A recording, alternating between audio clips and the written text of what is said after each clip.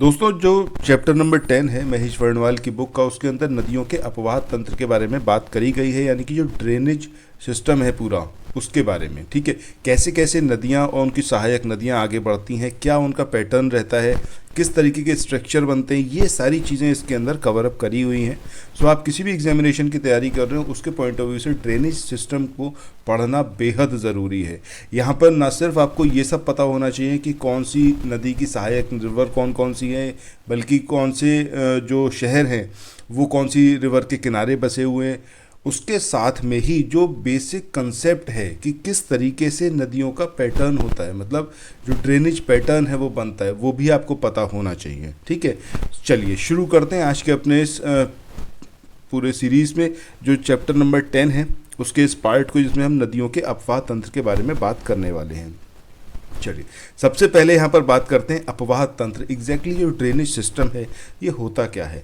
सो यहाँ पर 2-3 पॉइंट हैं जो आपको याद रखने चाहिए। पहला कि यह दीर्घकाल में, यानी कि एक लंबे समय की हम बात करेंगे, जिसमें जलधारा की जो उत्पत्ति है उसका जो विकास है उसको ये डिफाइन करता है। यानी कि एक लंबे समय अंतराल में कोई भी स्ट्रीम है, कोई भी जलधारा है, वो किस तरीके से ओरिजिनेट हुई और उसका डेवलपमेंट किस तरीके से हुआ, इससे हमें मतलब जो ड्रेनेज सिस्टम है उससे ये चीज़ पता चलती है। अब विकास का मतलब क्या है? विकास का मतलब ये है कि बिल्कुल शुरुआत में अगर हम बात करें किसी भी रिवर की, तो जब वो उसकी पहली बार धारा निकली होगी तो बहुत ज़्यादा चौड़ी नहीं होगी, पतली धारा होगी, लेकिन समय के साथ जैसे जैसे समय बढ़ता चला गया होगा वैसे वैसे उसके अंदर और नदियाँ और धाराएं आकर मिलती रही होंगी और वो धीरे धीरे और चौड़ी होती गई होगी, उसका डेवलपमेंट होता चला गया होगा। जब हम उत्पत्ति की बात करते हैं तो उत्पत्ति किस तरीके से हुई? सपोज एक जगह पहले इस तरीके से प्लेन एरिया था, लेकिन अब क्या हुआ, जो मतलब भूगार्विक हलचल हुई, यानी कि पृथ्वी के अंदर से जो फोर्सेस लगे और सपोज ये पार्ट पूरा इस तरीके से एक पहाड़ में तब्दील हो गया। अब जहाँ पर पहले कोई रिवर नहीं थी, अब वहाँ पर क्या हुआ, एक रिवर बहना शुरू कर दी। ठीक है, तो क्या रीज़न रहे, किस तरीके से वो ओरिजिनेट हुई और किस तरीके से वो डेवलप हुई, एक लंबे समय अंतराल में ये चीज़ पता चलती है ड्रेनेज सिस्टम से। ठीक है, इसके बाद अपवाह प्रतिरूप की बात करें या फिर ड्रेनेज पैटर्न की बात करें। जो ड्रेनेज पैटर्न क्या है कि जलधारा की जो स्थानिक व्यवस्था है इसको ये बतलाता है। स्थानिक व्यवस्था का मतलब क्या है कि उस पर्टिकुलर ज्योग्राफिकल एरिया में जो जलधारा थी वो किस तरीके से बह रही थी, उसके साथ में जो और सहायक रिवर हैं वो किस तरीके से उसके साथ में जुड़ रही थी। तो ये सारी चीज़ पता चलती है ड्रेनेज पैटर्न से। सो जब हम बात करते हैं ड्रेनेज पैटर्न या फिर अपवाह प्रतिरूप की, तो कौन कौन सी चीज़ें हैं, कौन कौन से फैक्टर हैं जो इसको इन्फ्लुएंस करते हैं या फिर जिनके बेसिस पर ये डिसाइड होती है। सबसे पहला है कि चट्टानों की जो भूगार्विक संरचना है, यानी कि जो ज्योग्राफिकल स्ट्रक्चर है किसी भी रॉक का, वो कैसा है। दूसरा, अनाच्छादनात्मक इतिहास उसका क्या रहा है, यानी कि जो इरोजन कैपेसिटी रही है उस पर्टिकुलर स्ट्रीम की वो किस तरीके से रही है। और तीसरा है वहाँ की जो क्लाइमेट कंडीशन है वो कैसी रही है। सो ये तीनों पर्टिकुलर पॉइंट आपको याद होने चाहिए। अब जब हम चट्टानों की भूगार्विक संरचना की बात करते हैं तो इसका मतलब क्या है, अगर रॉक बहुत ज़्यादा हार्ड है तो वो अपने जो उसका इरोजन होगा वो बहुत स्लो होगा। ठीक है, अब इसकी वजह से क्या होगा कि जो प्रतिरूप होगा, जो ड्रेनेज पैटर्न होगा वो डिफरेंट होगा। ठीक है, जैसे अगर हम बात करें एक आयताकार पैटर्न होता है, तो आयताकार पैटर्न में क्या होता है, नदी जो मुड़ती है वो कुछ इस तरीके से मुड़ती है 90 डिग्री के एंगल पर, और जो भी सहायक नदी उसके साथ में जुड़ती है वो भी इस तरीके से जुड़ती है। ठीक है, सो यहाँ पर कहने का मतलब क्या है कि मतलब जो रॉक है वो डिसाइड कर रही है कि नदी किस तरफ अब मुड़ेगी। अगर रॉक कमज़ोर होती तो वो पूरी कट जाती, पूरा उसका इरोजन हो जाता रिवर के द्वारा, वो सीधे सीधे इस तरीके से रिवर बह जाती। लेकिन रॉक मजबूत है तो वो जो यहाँ पर एंगल बन रहा है, ये एंगल कौन डिसाइड कर रहा है, वो रॉक डिसाइड कर रही है। सो ये भूगार्विक संरचना के आधार पर उसका पैटर्न बदल जाता है रिवर का। अब ऐसे ही अगर इरोजन का उसका क्या हिस्ट्री रहा है, कितना पावर रही है इरोजन की रिवर की, तो उस तरीके से भी डिफाइन होगा, मतलब उस तरीके से भी ये जो पूरा आपका जो ड्रेनेज पैटर्न है वो बन के आएगा। ठीक है, सो ये तीनों पॉइंट आपको याद रखने हैं कि भूगर्भिक संरचना की बात करें, अनाच्छादनात्मक इतिहास की बात करें या फिर जलवायु दशा की, तो ये तीनों ही चीज़ें जो हैं वो मतलब तीनों इन्फ्लुएंस करती हैं ड्रेनेज पैटर्न को। ठीक है, आगे चलने से पहले बस इतना ज़रूर आपसे कहूँगा कि अगर आपको अभी तक ये सारी बातें समझ में आई हैं तो चैनल को सब्सक्राइब ज़रूर कर लीजिएगा, ताकि जितने बेसिक पॉइंट हैं, चाहे वो हिस्ट्री के हो गए, ज्योग्राफी के हो गए, पॉलिटी के, एनवायरनमेंट के, वो सारी चीज़ें आपको एकदम क्रिस्टल क्लियर हो जाएंगी। और किसी भी एग्जामिनेशन में आप बैठने वाले हो, यूपीएससी से लेकर यूपीपीसीएस तक या फिर किसी लोअर ग्रेड की एग्जामिनेशन में, सारी चीज़ें आपको एकदम पता होंगी और आपको समझ में आ चुकी होंगी। ठीक है, तो चैनल को ज्वाइन कर लीजिएगा और शेयर ज़रूर करिएगा इस वीडियो को। चलिए आगे बात करते हैं। यहाँ पर नदियों को अपवाह तंत्र के अनुसार दो प्रमुख वर्गों में डिवाइड किया गया है। पहला है आपका क्रमवर्ती नदियाँ, यानी कि कॉन्सिक्वेंट रिवर। क्रमवर्ती नदियों का मतलब क्या हो गया कि जो एक क्षेत्र है, सपोज ये एक एरिया है, यहाँ पर इस तरीके का एक ढाल है, तो रिवर क्या करेगी, इस ढाल को फॉलो करेगी। ठीक है, सो इस तरीके की नदियाँ जो हैं किसी क्षेत्र विशेष के ढाल के अनुरूप प्रवाहित होती है, मतलब जो वहाँ पर स्लोप रहा होगा उसी स्लोप के अकॉर्डिंग रिवर जो है वो फ्लो करेगी और भौमिकीय संरचना के साथ वो समायोजित करेगी, यानी कि जो वहाँ का स्ट्रक्चर है उसी के साथ में वो कोइंसाइड कर जाएगी। कोई यहाँ पर रिवर जो है इस तरीके से जो बगावत वाली बात होती है ना, वो नहीं करेगी, मतलब जैसा फ्लो है वैसा ही रिवर बहना शुरू कर देगी।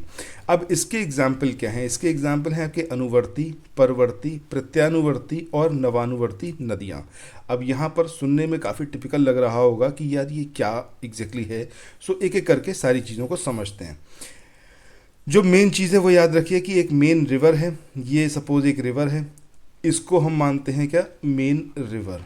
ठीक है, अब ये जो मेन रिवर है इसी के ऊपर सारी बात होनी है, इसी को हम क्या बोलेंगे, कॉन्सिक्वेंट रिवर। और ये जो है उस जो भी आपका प्रादेशिक क्षेत्र है, जो भी एरिया है, वहाँ पर जब ये बह रही है तो जो स्लोप है उसी को फॉलो करेगी। ठीक है, सो किसी क्षेत्र में सबसे पहले इसी प्रकार की नदी का उद्भव होगा, यानी कि सबसे पहली जो नदी होगी, जब क्रमवर्ती नदियों की बात करें उसमें इसी तरीके की नदी का ओरिजिनेशन होगा और ये क्षेत्रीय धरातल के प्रारंभिक ढाल के अनुरूप बहती है, यानी कि जहाँ पर जो भी स्लोप है उस पर्टिकुलर एरिया का, उसी स्लोप को ये फॉलो करेगी और जो है बहना शुरू कर देगी। बस अगर आपको अनुवर्ती नदियाँ याद हैं, इसके बाद चाहे परवर्ती हो गया, चाहे प्रत्यानुवर्ती या फिर नवानुवर्ती, तीनों आपको याद रहेंगे। कैसे कि जब हम बात करते हैं सब्सिक्वेंट रिवर की, तो सब्सिक्वेंट रिवर क्या करेगी, इसके साथ 90 डिग्री के एंगल पर इस तरीके से आके मिलेगी। ठीक है, बस इतना सा ही डिफरेंस है। जब हम प्रत्यानुवर्ती नदियों की बात करेंगे तो ये इस नदी के विपरीत बहेगी इस तरीके से। और जब हम बात करेंगे रेसिक्वेंट स्ट्रीम की या फिर नवानुवर्ती नदियों की, तो नवानुवर्ती नदियां क्या हैं, इसके बिल्कुल पैरेलल इस तरीके से ये बहेंगी। सो आई होप ये आपको चारों टाइप जो हैं वो समझ में आ गए होंगे। ये देखिए ये मेन रिवर है।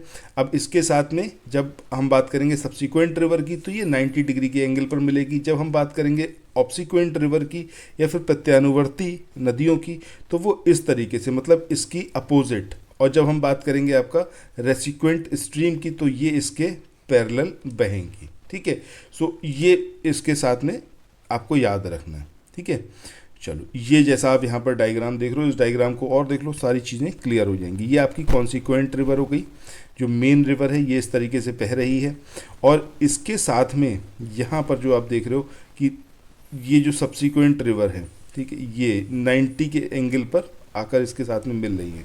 जो ऑब्सिक्वेंट रिवर है वो इसके अपोजिट डायरेक्शन में बह रही हैं और रेसिक्वेंट रिवर जो है वो पैरेलल इसके बह रही हैं। सो ये सारी चीज़ है। चलिए ये तो हो गया हमारा क्रमवर्ती नदियों के बारे में। इसके बाद दूसरा जो टाइप है वो है आपका इनकॉन्सिक्वेंट ड्रेनेज सिस्टम या फिर अक्रमवर्ती नदियाँ। तो ये नदियाँ प्रादेशिक ढाल का अनुसरण नहीं करती हैं। That is the basic difference. अभी जब हमने बात करी थी क्रमवर्ती नदियों की, तो जो उस पर्टिकुलर क्षेत्र का स्लोप होगा, जो ढाल होगा, वो उसी के अकॉर्डिंग बहेंगी। ठीक है, बट जब हम बात करते हैं इनकॉन्सिक्वेंट ड्रेनेज सिस्टम की, तो यहाँ पर नदियाँ जो हैं प्रादेशिक ढाल का अनुसरण नहीं करती हैं और भौमिकीय संरचना के प्रतिकूल दिशा में प्रवाहित होती हैं। जैसे कि एग्जाम्पल क्या हैं इसके, पूर्ववर्ती और अध्यारोपित या फिर सुपर इम्पोज्ड रिवर्स। अब इन दोनों में ही डिफरेंस क्या है? इन दोनों में डिफरेंस किया है कि जहाँ अगर हम पूर्ववर्ती नदियों की बात करते हैं तो वो अपने प्रवाह मार्ग में यानी कि जिस रूट पर वो फ्लो हो रही हैं उसके स्थानीय उत्थान को काटकर अपने पूर्ववर्ती मार्ग का अनुसरण करती हैं। यानी कि सपोज यहाँ पर एक ये प्लेन था, यहाँ पर रिवर इस तरीके से बह रही थी। अब क्या हुआ, कुछ टाइम बाद नीचे से फोर्स लगा अर्थ के अंदर से और ये एक कुछ ऐसा फोल्ड माउंटेन्स सा बन गया, ठीक है, यहाँ पर इस तरीके से ये उठ गया। तो रिवर का होना क्या चाहिए कि जब ये भाई यहाँ पर उठ गया तो रिवर कुछ इस तरीके से बह जानी चाहिए, ठीक है। बट ये जो अक्रमवर्ती रिवर्स हैं ये क्या करती हैं कि ये यहाँ पर इसको काटना स्टार्ट कर देंगी और वापस ये इसी अपने पुराने रूट पर ही बहेंगी, ठीक है। तो यहाँ पर क्या हो रहा है कि जब हम पूर्ववर्ती नदियों की बात कर रहे हैं, अपने प्रवाह मार्ग में स्थानीय उत्थान को यानी कि जो ये यहाँ पर एक उत्थान हुआ उस उत्थान को ये काट देंगी और अपने पुराने मार्ग का ही ये अनुसरण करती हैं। वहीं जब हम अध्यारोपित या फिर सुपर इम्पोज्ड रिवर्स की बात करते हैं तो ये ऊपरी संरचना में निर्मित घाटी का आरोपण निचली संरचना में भी करती हैं, चाहे वह किसी भी प्रकार की संरचना क्या हो, यानी कि मतलब कैसा भी रॉक स्ट्रक्चर हो उससे कंसर्न नहीं है, वो उसको काट ही देगी, ठीक है। चलो अब यहाँ पर पूर्ववर्ती या फिर एंसीडेंट रिवर्स की बात करें तो एंटीसीडेंट रिवर्स जो हैं, जो अभी हमने देखा था कि ये अपने मार्ग में जो भूमि की टेक्टोनिक उत्थान के बावजूद अपने प्रवाह की जो दिशा है उसको बनाए रखती है, उसमें कोई डिफरेंस नहीं आएगा, ठीक है। पूर्ववर्ती का मतलब ही क्या है कि कुछ ऐसा जो पहले से मौजूद हो। इस तरीके से इस मामले में नदी जो है भूदृश्य में किसी भी परिवर्तन से बहुत पहले से जो है अस्तित्व में होती है। यदि तह या किसी अन्य कारण से भूमि का उत्थान होता है तो भूमि ऊपर उठे भूभाग को काटने में सफल हो जाती है। मतलब कि अगर भूमि उठ भी जाएगी तब भी ये अपने मार्ग को नहीं छोड़ेगी, उस पर्टिकुलर जो अपलिफ्टमेंट हुआ है, जो अपलिफ्टेड लैंड है या फिर लैंडफॉर्म है, उसको ये काट के वापस उसी रूट पर बहेगी जहाँ पर पहले बह रही थी। अब यहाँ पर एक पॉइंट काफ़ी इंपॉर्टेंट है, आपको ये चीज़ याद रखनी है कि जो उत्थान की दर है यानी कि जो लैंडफॉर्म जिस रेट से ऊपर उठ रहा है उसी रेट से जो रिवर है उसको काटती चली जाएगी, ठीक है। ऐसा नहीं होगा सडनली ऐसे उठ गया और रिवर धीरे धीरे करके बाद में उसे काट रही है, नहीं, जैसे जैसे ये उठेगा वैसे वैसे ही रिवर जो है उसको काटती चली जाएगी। चलिए, इसलिए भूदृश्य में परिवर्तन होने पर भी नदी का मार्ग जो है वो अनचेंज्ड या फिर अपरिवर्तित रहता है। एग्जाम्पल्स बहुत इंपॉर्टेंट है, सिंधु की बात करें, सतलुज की बात करें, ब्रह्मपुत्रा, ये वो नदियां हैं जो गहरी घाटियों से होकर हिमालय को पार करती हैं और ये बात जो है इस बात की पुष्टि करती है कि इनका उद्भव हिमालय के उत्थान से पहले हुआ था। सो एग्जामिनेशन में जब पूछा जाता है तो आपसे ये पर्टिकुलर रिवर को दे दिया जाएगा और आपसे पूछा जाएगा ऑप्शन में कि ये रिवर अक्रमवर्ती नदियां हैं या फिर क्रमवर्ती नदियां हैं या फिर ये पूर्ववर्ती नदियां हैं या फिर इनका उत्थान हिमालय से पहले हुआ था या फिर हिमालय के साथ हुआ। ये इस तरीके से अलग अलग मतलब जो स्टेटमेंट है उसके वाइज आपसे क्वेश्चन पूछा जा सकता है। चलो, इसके बाद नेक्स्ट यहाँ पर सुपर इम्पोज्ड रिवर्स की बात करेंगे। तो जैसा अभी हमने ऊपर बात करी थी कि ये ऊपरी संरचना में निर्मित घाटी का आरोपण निचली संरचना में भी करती हैं, चाहे वे किसी भी प्रकार की संरचना क्यों ना हो। इसका एग्जाम्पल सोन, चंबल, स्वर्ण रेखा, बनास, ये सारी रिवर्स हैं जो कि आपकी सुपर इम्पोज्ड स्ट्रीम का एग्जाम्पल है।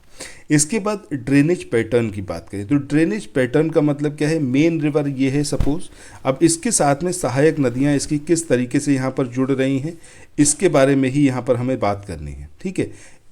यही आपका ड्रेनेज पैटर्न है। चलो अब एक एक करके यहाँ पर देखते हैं। सबसे पहले बात करते हैं ट्रेलिस पैटर्न की या फिर जालीनुमा प्रतिरूप। तो इसमें जैसा आप यहाँ पर देख रहे हो ये जो स्ट्रक्चर बना हुआ है ये लैंडफॉर्म है, ये एक रिवर है, ठीक है। इसके साथ में ये जो है सहायक नदियाँ इसकी यहाँ पर अटैच हो रही हैं, इधर फिर ये एक लैंडफॉर्म है। तो यहाँ पर देख रहे हो जाली का स्ट्रक्चर बन रहा है कुछ इस तरीके से, ऐसा, ठीक है। ये एक जाली टाइप का स्ट्रक्चर बन रहा है। अब ये कैसे बनेगा, इसका विकास जो है प्रधान अनुवर्ती नदी, जो अभी हमने अनुवर्ती नदियों के बारे में बात करी थी कि अनुवर्ती नदियां वो नदियां हैं जो कि किसी क्षेत्र के ढाल का अनुसरण करेंगी और उसी के साथ वो फ्लो करेंगी, ठीक है। और ये इनकी उत्पत्ति सबसे पहले होगी किसी भी क्षेत्र में। सो अनुवर्ती नदी और उसकी जो सहायक परवर्ती, नवानुवर्ती और प्रत्यानुवर्ती नदियां हैं, इनके प्रवाह जाल द्वारा होता है। ठीक है, तो यहाँ पर आपको एक चीज़ याद रखनी है, जब हम बात कर रहे हैं जालीनुमा प्रतिरूप की, तो ये जो पैटर्न है ये कौन सी टाइप की रिवर बनाएंगी? क्रमवर्ती नदियाँ। अक्रमवर्ती नदियाँ नहीं बनाएंगी, यानी कि पूर्ववर्ती और जो अध्यारोपित नदियां हैं वो इसका एग्जाम्पल नहीं हो सकती। ठीक है, तो ये चीज़ ज़रूर आपको याद रखना है, जब हम जालीनुमा प्रतिरूप की बात करेंगे तो क्रमवर्ती या फिर कॉन्सिक्वेंट रिवर्स या फिर कॉन्सिक्वेंट स्ट्रीम जो हैं वो इस तरीके के पैटर्न को बनाएंगी, ये चीज़ याद रखिएगा। अब इसमें एप्लेशियन और जो पूर्व सिंहभूम के पुराने मोड़दार पर्वत है वहाँ पर जालीनुमा नदियों के उदाहरण जो है वो प्राप्त होते हैं। तो इसका एग्जाम्पल क्या है? एप्लेशियन और सिंहभूम। इसके बाद अगला जो है वो है आपका रेक्टेंगुलर पैटर्न या फिर आयताकार जो प्रतिरूप है। इसमें क्या होगा? इसमें सहायक नदियां जो हैं वो अपनी मुख्य नदी से समकोण पर मिलती हैं। इसका एग्जाम्पल अभी हमने पहले भी देखा था जब मैं आपको बता रहा था सारी चीज़ें। सो इसमें नदियों के मिलने के स्थान पर कोण जो है वो चट्टान की जो जॉइंट्स हैं, जो संधियां हैं, उसके द्वारा निर्धारित होगा। जैसे मैंने आपको बताया था कि सपोज़ ये एक पहाड़ है, यहाँ से रिवर आ रही है, अब ये यहाँ पर कट नहीं पा रही है सपोज़, ठीक है, तो ये इस तरीके से यहाँ पर मोड़ देगी। तो यहाँ पर क्या है, जब हम रेक्टेंगुलर पैटर्न की बात करते हैं तो चाहे वो मुख्य नदी हो गई, चाहे वो उसकी सहायक नदियाँ हो गई, ये जो है 90 के एंगल पर मुड़ेंगी या फिर एक दूसरे से मिलेंगी। जैसे ये आप देख रहे हो, ये मेन रिवर है, ठीक है, ये यहाँ पर जब बेंट हुई, यहाँ पर मुड़ी, तो ये 90 के एंगल पर सॉरी। इसके बाद अगर अब यहाँ पर देखें तो ये इसकी एक सहायक रिवर है जो इसके साथ में 90 के डिग्री के एंगल पर मिल रही है। सो इसी तरीके से ये होगा। तो इसमें जो है 90 डिग्री के एंगल पर जो ट्रिब्यूटरीज हैं और जो मेन रिवर है वो जो है इंटरलिंक होंगी। इसके बाद नेक्स्ट अगर हम बात करें, ये है आपका डेंड्रिएटिक पैटर्न या फिर वृक्षाकार प्रतिरूप। तो जैसा इसका नाम है, वृक्ष की तरीके से होगा, यानी कि ये एक मेन रिवर है, अब इसके साथ में जो है कुछ इस तरीके से और जो नदियां हैं वो यहाँ पर अटैच होंगी, बिल्कुल एक ट्री लाइक स्ट्रक्चर बनेगा इसमें। इतना ही आपको याद रखना है, ठीक है। सो इसका विकास प्रमुख रूप से ग्रेनाइट शेल और चौड़े तथा सपाट विस्तृत भाग पर होता है, यानी कि जो बेस होगा जहाँ पर ये रिवर बह रही है, ये कैसा होगा? आपका ग्रेनाइट शेल का होगा, ग्रेनाइट रॉक का होगा और चौड़ा और ये सपाट होगा। ये देखने पर वृक्ष के तने और शाखाओं के समान होगा। छोटा नागपुर पठार पर जो नदियाँ हैं वो इस प्रतिरूप को बनाती हैं, या फिर उनका प्रतिरूप जो है वो डेंड्रिएटिक पैटर्न का है। इसके बाद नेक्स्ट यहाँ पर बात करते हैं रेडियल पैटर्न। बहुत ही आसान है समझना इसको। मतलब मान लो ये इस तरीके से एक लैंडफॉर्म है, ठीक है। अब यहाँ से क्या हुआ, नदियाँ बहना शुरू करी, तो ये चारों तरफ नदियाँ बहेंगी, ये इनका फ्लो रहेगा, ठीक है। सो यही आपका किसको रिप्रेजेंट कर रहा है? रेडियल पैटर्न या फिर अरीय प्रतिरूप को। तो इस प्रतिरूप में नदियाँ जो हैं किसी उच्च स्थान से निकलकर चारों तरफ प्रवाहित होती हैं। एग्जाम्पल अमरकंटक, पारसनाथ पहाड़ी, माउंट आबू। यहाँ से जो नदियाँ निकल रही हैं वो इसी तरीके के पैटर्न को फॉलो करती हैं या फिर डेवलप करती हैं। तो ये आप एग्जाम्पल देख सकते हैं, यहाँ पर ये फ्लो की डायरेक्शन है। चलिए इसके बाद आगे बढ़ते हैं और नेक्स्ट बात करते हैं हम सेंट्रीपीटल पैटर्न या फिर अभिकेंद्रीय या फिर केंद्रोन्मुखी प्रतिरूप की। सो पहले अभी जो रेडियल की हमने बात करी थी, अरीय प्रतिरूप की, तो वहाँ पर क्या हो रहा था कि इस तरीके से एक स्ट्रक्चर था, उस स्ट्रक्चर में यहाँ से नदियाँ जो है वो चारों तरफ बह रही थी, ठीक है। जब हम सेंट्रीपीटल या फिर इसका नाम जैसा आप देख रहे हो केंद्रोन्मुखी, यानी कि केंद्र की तरफ मुख करे हुए, तो वहाँ पर सारी नदियाँ बहेंगी। मतलब ये अगर चारों तरफ इस तरीके से पहाड़ हैं, अब यहाँ से जो है नदियाँ निकल रही हैं, तो ये सब कहाँ पे आ रही हैं? सेंटर पॉइंट पर आ रही हैं इस तरीके से, ठीक है। तो यहाँ पर ये नदियाँ यहाँ पर आकर जुड़ जाएंगी। तो यही जो है आपका कैसा है? सेंट्रल डिप्रेशन कह लें, मतलब सेंट्रीपीटल पैटर्न कह सकते हैं इसको। सो यहाँ पर अब केंद्रीय अपवाह प्रतिरूप के ठीक विपरीत इस प्रतिरूप में नदियाँ चारों ओर के ऊंचे स्थान से निकलकर मध्य की नीची भूमि, झील या फिर आंतरिक सागर में पहुँचती हैं। एग्जाम्पल तिब्बत और लद्दाख की जो नदियाँ हैं वो इसके एग्जाम्पल हैं। ये यहाँ पर आप डायग्राम में इसको देख सकते हो, ये सेंट्रल डिप्रेशन दिखाया गया है, चारों तरफ उठा हुआ भूभाग था, यहाँ से नदियाँ जो हैं बिल्कुल जो सेंटर वाला पॉइंट है वहाँ पर आकर जा रही हैं। ठीक है, चलो इसके बाद आगे बढ़ते हैं, बात करते हैं एनुलर पैटर्न की या फिर वलयाकार प्रतिरूप की। तो इस तरह का जो अपवाह प्रतिरूप होता है, इसमें नदियां प्रौढ़ यानी कि जो इनकी मैच्योर पोजीशन होती है, और घर्षित गुंबदीय पर्वतों यानी कि जो पर्वत है ये मैच्योर होना चाहिए, पहली चीज़। ठीक है, दूसरा गुंबद नुमा ये होना चाहिए, इस तरीके का कुछ गुंबद नुमा, यहाँ से निकलकर उसकी परिक्रमा करती हुई प्रवाहित होती हैं। इसको आप इस तरीके से समझ सकते हो कि ये सपोज एक पहाड़ है, यहाँ से क्या हुआ, एक नदी निकली, अब ये नदी इस तरीके से फ्लो करी, फिर ये घूम के ऐसे आई, फिर ऐसे आई, फिर ऐसे आई, तो एक तरीके से क्या है, इसको ये परिक्रमा कर रही है। ठीक है, तो ये जो टाइप है, ये जो पैटर्न है नदियों के अपवाह का, ये आपको किसको रिप्रेजेंट करता है, एनुलर पैटर्न या फिर वलयाकार प्रतिरूप को। एग्जाम्पल किऊल नदी, ये मुंगेर की जो मणिकारी पहाड़ में ये लोकेटेड है। ठीक है, चलो इसके बाद आगे बढ़ते हैं, बात करते हैं पैरेलल पैटर्न की। सो इसके अंतर्गत कई नदियां एक दूसरे के समानांतर बहती हुई प्रादेशिक ढाल का अनुसरण करती हैं, यानी कि इसमें क्या हो रहा है कि इस तरीके से नदियां बहेंगी यूं। ठीक है, जैसे अगर आपने देखा होगा कि जो गंगा है, गंगा हिमालय से निकल रही हैं, आगे अगर आप देखोगे तो यमुना जो है उसके पैरेलल बह रही हैं। सो यहाँ पर पैरेलल की बात हो रही है। ठीक है, सो इसमें क्या होगा, इस तरीके का प्रतिरूप तटीय मैदानों पर अधिक होता है, और भारत के पश्चिमी तटीय मैदान तथा गंगा के ऊपरी मैदानों में इस अपवाह प्रतिरूप का अच्छा विकास हुआ है। इसके बाद आगे बढ़ते हैं और बात करेंगे भारत एवं विश्व की नदियों के बारे में, जो महत्वपूर्ण तथ्य हैं उनको देखेंगे। ठीक है, तो सबसे पहली एक इम्पॉर्टेंट बात क्या है कि नदियों को सभ्यता का पालना या फिर एशिया महाद्वीप को सभी धर्मों की आर्द्र भूमि कहा जाता है। अच्छा, नदियों को जो है सभ्यता का पालना क्यों कहा जाता है, क्योंकि जब मतलब ह्यूमन सेटलमेंट स्टार्ट हुआ तो हमेशा नदियों के किनारे रहा, क्योंकि सर्वाइवल के लिए पानी की ज़रूरत तो थी ही। तो नदियों के किनारे ही शहर बसते चले गए, गांव देहात बसते चले गए, तो यहीं पर सभ्यता का डेवलपमेंट स्टार्ट हुआ। तो इसी वजह से इसको सभ्यता का पालना कहता है नदियों को। वहीं एशिया महाद्वीप की बात करें तो ज़्यादातर जो रिलीजन है वो यहीं डेवलप हुए हैं, यहीं ओरिजिनेट हुए हैं, तो इनको सभी धर्मों की आदि भूमि यानी कि जहाँ पर ये जन्म हुआ है धर्मों का, ठीक है, ये कहा जाता है। अच्छा, यहाँ पर ये और याद रखिएगा कि जब हम मेसोपोटामिया की सभ्यता की बात करते हैं तो ये कौन सी नदी के तट पर जो है पूरा डेवलप हुई, तो ये है आपका दजला फरात नदी। वहीं हड़प्पा सभ्यता की बात करें तो सिंधु घाटी नदी के किनारे ये सभ्यता पूरी जो है डेवलप हुई है। इसके बाद यहाँ पर हम बात करें कि विश्व की नदियाँ अब कौन कौन सी रिवर हैं, क्या कुछ इनके बारे में है, सब कुछ देखते हैं। सबसे पहले बात करें नील नदी की, तो नील नदी जो है ये विक्टोरिया झील से निकली है, और इसके बारे में दो इम्पॉर्टेंट पॉइंट याद रखने हैं कि दुनिया की सबसे लंबी नदी है, दूसरा असवान बांध और नासिर झील, वो दोनों ही जो हैं इस रिवर के पर मतलब लोकेटेड हैं। इसके बाद अमेज़न रिवर की बात करें, इसके बारे में जो आपको याद रखना है, सबसे पहली चीज़ कि इसका जो ओरिजिनेशन है वो काफ़ी लंबे समय तक डिफाइन नहीं हो पाया था कि सोर्स क्या है, कहाँ से ये नदी निकल रही है। बट आज की डेट में ज़्यादातर जियोग्राफर का मानना है कि ये मांटोरो नदी से निकलती है, जो कि दक्षिण पश्चिम पेरू में लोकेटेड है। अब आयतन की दृष्टि से बात करें तो दुनिया की ये सबसे बड़ी नदी है, लंबाई की दृष्टि से नील रिवर है, जबकि आयतन या फिर वॉल्यूम की अगर पॉइंट ऑफ व्यू से बात करें तो ये अमेज़न जो है दुनिया की सबसे बड़ी नदी है।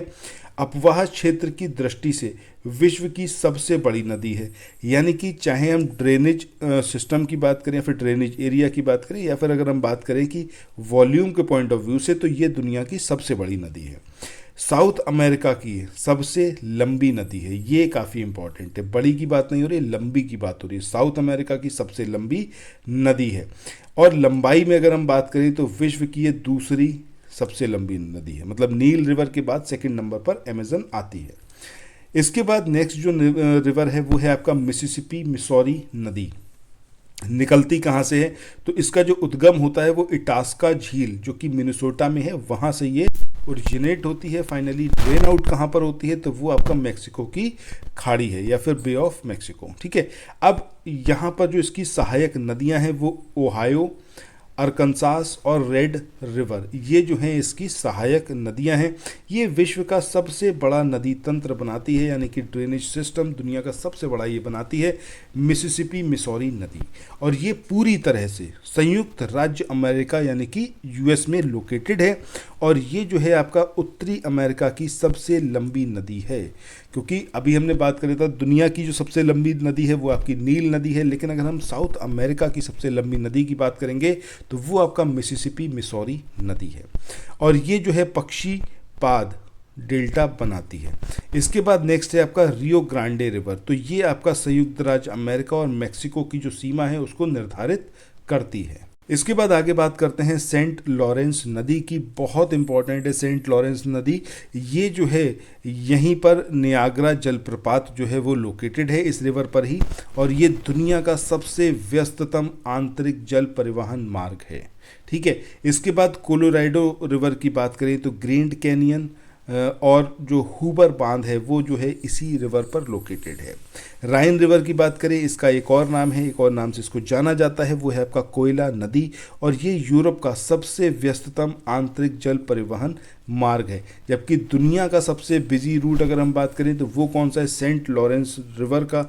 जबकि अगर यूरोप की बात करेंगे तो वहाँ पर राइन रिवर का जो पूरा आंतरिक जल परिवहन मार्ग है वो सबसे व्यस्त है। और यूरोप का जो सबसे बिजी बंदरगाह है रॉटरडैम, वो भी इसी रिवर पर लोकेटेड है। इसके बाद नेक्स्ट यहाँ पर बात करते हैं डेन्यूब रिवर की। अब ये जो डेन्यूब रिवर है ये कहाँ से ओरिजिनेट होती है, ब्लैक फॉरेस्ट माउंटेन जो कि जर्मनी का है, वहाँ से ये ओरिजिनेट होती है, फाइनली ड्रेन आउट होती है आपकी ब्लैक सी में। अच्छा, कमेंट सेक्शन में ये बताइएगा ब्लैक सी जो है इससे एसोसिएटेड कौन कौन से देश है या फिर कौन कौन से देशों के साथ ये अपना बॉर्डर शेयर करती है। ठीक है। एग्जाम्पल इसका मैं आपको एग्जाम्पल नहीं मतलब एक ट्रिक मैं आपको यहाँ पर बता रहा हूँ, इसको आप याद रखिएगा।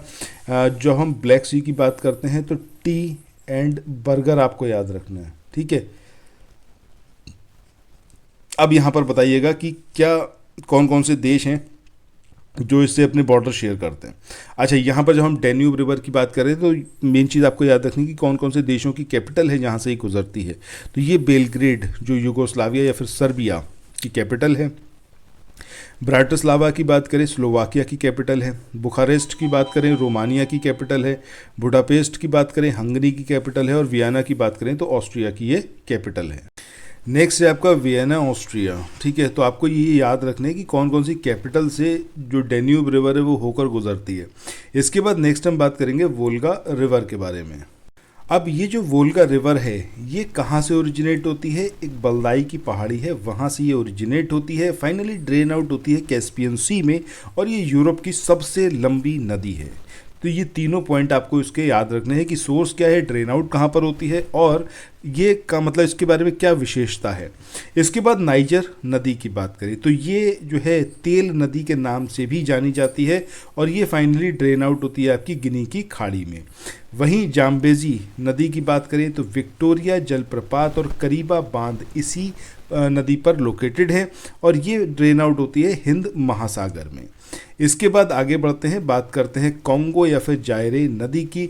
तो कॉन्गो या फिर जायरे नदी तो ये जो है आपकी विषुवत रेखा को 2 बार काटते हुए पार करती है। अब विषुवत रेखा की बात करें तो ये अगर हमारी अर्थ है तो ये सेंटर वाली लाइन है दैट इज़ कॉल्ड इक्वेटर। विषुवत रेखा इसी को बोलते हैं, फिर भूमध्य रेखा, ये सब इसी के नाम है। तो इसको ये नदी 2 बार काटती है। ये चीज़ यहाँ पर आपको इसके बारे में याद रखनी है। इसके बाद नेक्स्ट जो इम्पॉर्टेंट पॉइंट है इसके बारे में वो है आपका स्टेनले और लिविंग स्टोन। ये जो जलप्रपात हैं, जो झरने हैं, ये इसी पर लोकेटेड है और ये अफ्रीका की दूसरी सबसे बड़ी नदी है।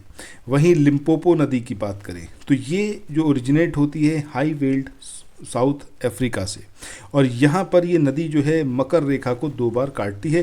3 इंपॉर्टेंट लाइंस हैं अर्थ पर जो इमेजिनरी हैं। एक है आपकी लाइन ऑफ कैंसर यानी कि कर्क रेखा, एक है आपकी भूमध्य रेखा और एक है आपकी मकर रेखा। सो जब हम कर्क रेखा की बात करते हैं आपको माही रिवर के बारे में याद रखना है। जब हम भूमध्य रेखा की बात करते हैं तो आपको याद रखना है कॉन्गो रिवर के बारे में। और जब हम बात करते हैं मकर रेखा के बारे में, तो लिम्पोपो नदी, इसको याद रखना है। अच्छा, माही नदी जो है ये कर्क रेखा को 2 बार काटती है। इसके बाद अगली जो इम्पोर्टेंट रिवर है वो है आपकी अमूर नदी। सो अमूर नदी ये कहाँ पर बहती है, तो चीन और रशिया यहाँ की जो सीमा है इसको ये बनाती है, इसको निर्धारित करती है। इसके बाद मरे डार्लिंग रिवर की बात करें तो ये जो है ओरिजिनेट होती है कोशियोको पर्वत से, और ये ऑस्ट्रेलिया की सबसे बड़ी नदी है। मरे डार्लिंग की घाटी ऑस्ट्रेलिया का सबसे प्रमुख कृषि क्षेत्र भी है। इसके बाद नेक्स्ट यहाँ पर है यांगत्सी नदी। ये एशिया की सबसे लंबी नदी है और चीन में प्रवाहित होते हुए प्रशांत महासागर में फाइनली ड्रेन आउट होती है। इसके बाद लास्ट जो रिवर है वो है आपकी मेकांग रिवर। ये तिब्बत के पठार से निकलती है, दक्षिण पूर्व एशिया की सबसे लंबी नदी है। China, Myanmar, Laos, Thailand, Cambodia और वियतनाम से होकर ये गुजरती है और फाइनली ड्रेन आउट होती है दक्षिणी चीन सागर में। सो इसी के साथ आज का ये वाला सेशन यहीं पर एंड हो रहा है। यहाँ पर हमने चैप्टर नंबर 10 को कवर अप कर लिया है और इसके बाद चैप्टर नंबर 11 को हम स्टार्ट करेंगे। नेक्स्ट वीडियो आपको कल देखने को मिलेगा। सो ज़रूर ये सारे वीडियोस देखिए। महेश वर्णवाल की जो पूरी बुक है उसको हम लोग ऐसे ही कवर अप करेंगे। एग्जैक्टली बुक के पीडीएफ को मैं यहाँ पर लेके नहीं आ सकता, रीज़न बीइंग कॉपीराइट। सो कॉपीराइट के इश्यूज़ की वजह से वो नहीं आएगा, ठीक है। बट सारी चीज़ें यहाँ पर कवर अप होंगी। जो कुछ वहाँ पर दिया हुआ है बुक में उसको बहुत ही सिस्टमेटिक तरीके से मैं आपको समझाते हुए चलूँगा। अगर आपको ये सेशन पसंद आया है, चैनल को सब्सक्राइब करना और वीडियो को शेयर करना मत भूलिएगा और लाइक का बटन ज़रूर प्रेस करिएगा। So thanks for watching. मिलते हैं नेक्स्ट वीडियो में। Bye bye.